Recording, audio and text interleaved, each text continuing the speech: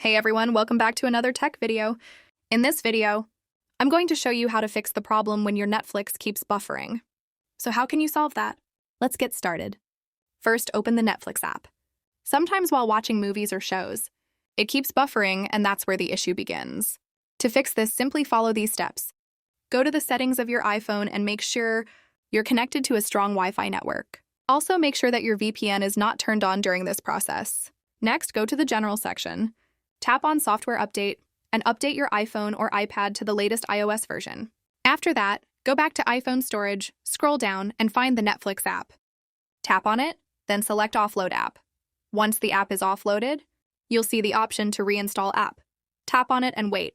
If your Wi-Fi is strong, it'll be done in seconds. Otherwise, it may take a minute or two. When that's done, go back to Settings, scroll down, tap on Transfer or Reset iPhone, then choose Reset and select Reset Network Settings.